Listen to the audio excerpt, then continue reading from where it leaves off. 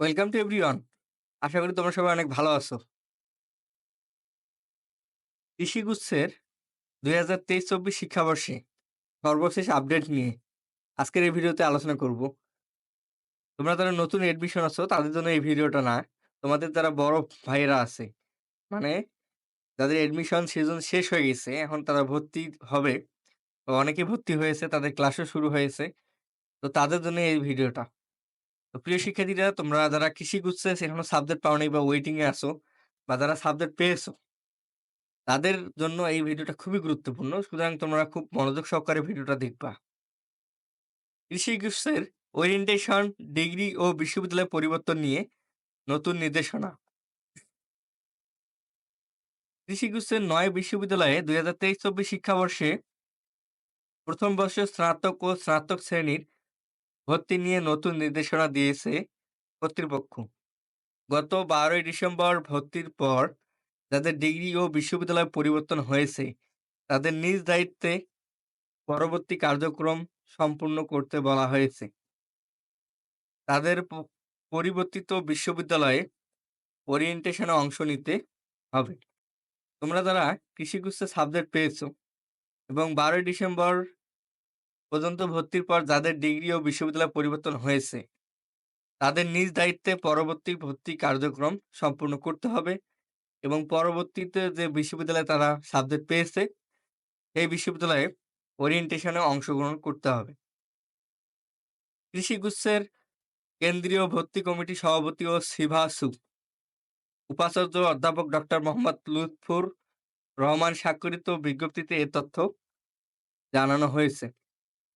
এতে বলা হয়েছে, কৃষি ও কৃষি প্রধান বিশ্ববিদ্যালয় সমূহের ২০২৩-২৪ শিক্ষাবর্ষে প্রথম বর্ষের স্নাতক বা স্নাতক শ্রেণীর কৃষিগুচ্ছ ভর্তি প্রক্রিয়ায় ১২ই ডিসেম্বর পর্যন্ত নির্বাচিত প্রার্থীরা স্ব বিশ্ববিদ্যালয়ে সশরীরে উপস্থিত হয়ে ভর্তি নিশ্চিতকরণ এবং অটো মাইগ্রেশন সম্পূর্ণ করেছেন।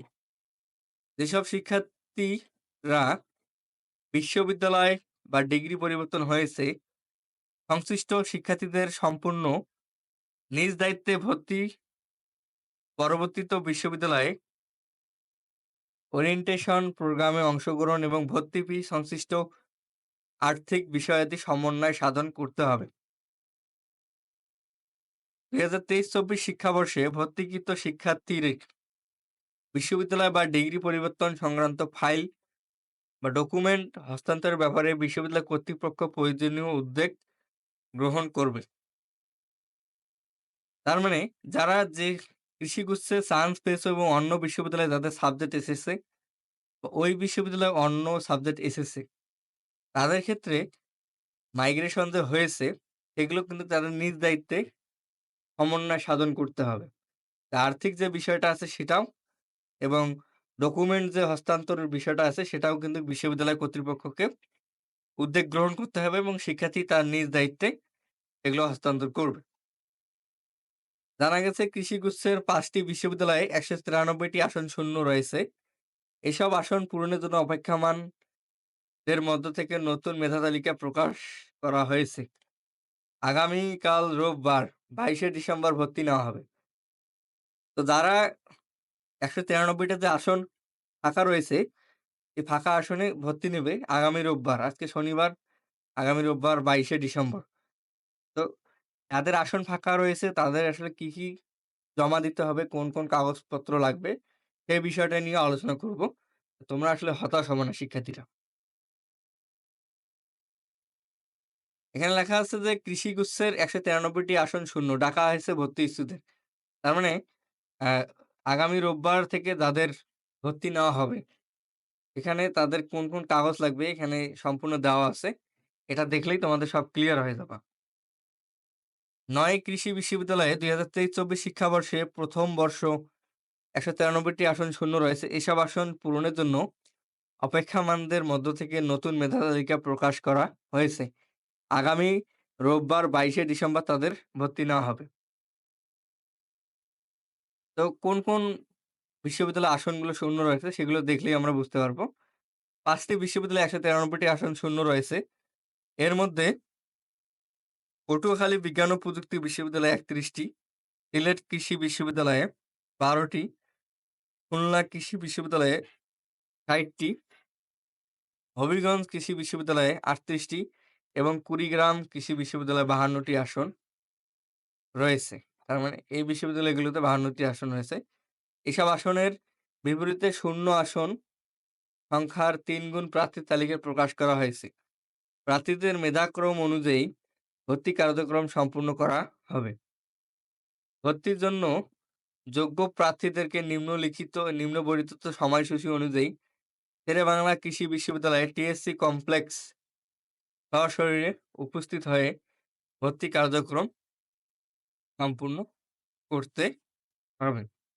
ভর্তি কার্যক্রম পরিচালনার লক্ষ্যে ৫টি বিশ্ববিদ্যালয়কে প্রয়োজনীয় জনবল সহ উক্ত সময়সূচি অনুযায়ী শেরেবাংলা কৃষি বিশ্ববিদ্যালয়ে উপস্থিত থাকার জন্য অনুরোধ করা হয়েছে। ভর্তির জন্য তোমাদেরকে যে জায়গায় যাইতে হবে সেটা হচ্ছে শেরেবাংলা কৃষি বিশ্ববিদ্যালয় টিএসসি কমপ্লেক্সে সশরীরে তোমাদেরকে উপস্থিত হতে হবে এবং ভর্তি কার্যক্রম পরিচালনার জন্য ওই ৫ টা বিশ্ববিদ্যালয়কে কিন্তু ওইখানে আবার যাইতে হবে। ওদেরকেও আবার নির্দেশনা দিয়েছে।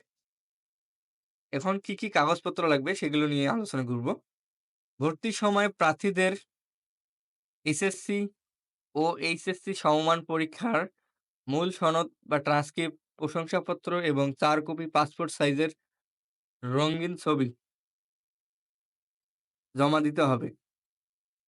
কোটা সংক্রান্ত মূল ডকুমেন্ট প্রদর্শন করতে হবে। প্রযোজ্য ক্ষেত্রে জমা দিয়ে ভর্তির যাবতীয় কার্যক্রম সম্পূর্ণ করতে হবে। কোটা সংক্রান্ত এখন যাদের কোটা আছে তাদের ক্ষেত্রে কিন্তু কোটার মূল যে ডকুমেন্ট আছে সেগুলো কিন্তু জমা দিতে হবে। স্ব বিশ্ববিদ্যালয়ে যথোপযুক্ত কোটা কর্তৃপক্ষ প্রার্থীর কোটা সংক্রান্ত ডকুমেন্ট যথাযথভাবে যাচাইপূর্বক তাদের ভর্তি সম্পূর্ণ করবে। কোটার সনদসমূহ কর্তৃপক্ষ কর্তৃক ইস্যুকৃত হতে হবে। মুক্তিযোদ্ধা কোটার ক্ষেত্রে কোটার জন্য মন্ত্রণালয় কর্তৃক প্রদত্ত বা মাননীয় প্রধানমন্ত্রী কর্তৃক স্বাক্ষরিত সনদ, মুক্তিযোদ্ধার নাতি-নাতনিদের উপজেলা নির্বাহী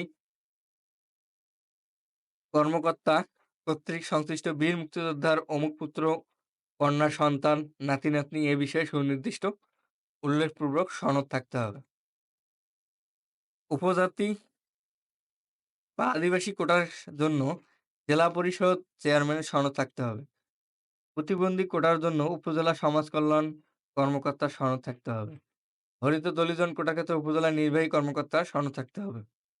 পোষ্য কোটার ক্ষেত্রে বিশ্ববিদ্যালয়ে রেজিস্ট্রার স্বাক্ষরিত পোষ্য সনদ সংক্রান্ত সনদ। প্রবাসী সন্তানের ক্ষেত্রে প্রবাসী কল্যাণ মন্ত্রণালয় প্রদত্ত সনদ।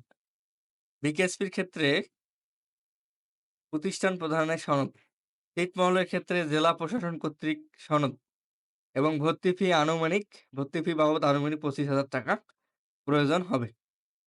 আশা করি তোমরা সবাই বুঝতে পারছো এবং তোমাদের নতুন মেধা তালিকায় কাদের স্থান আছে, কাদের নাম আছে সেগুলো যদি তোমরা না জানো তাহলে আমার ডেসক্রিপশনে আমি একটা লিঙ্ক দেবো অথবা আমি এখানেও তোমাদেরকে দেখাচ্ছি। তাহলে তোমরা বুঝতে পারবা।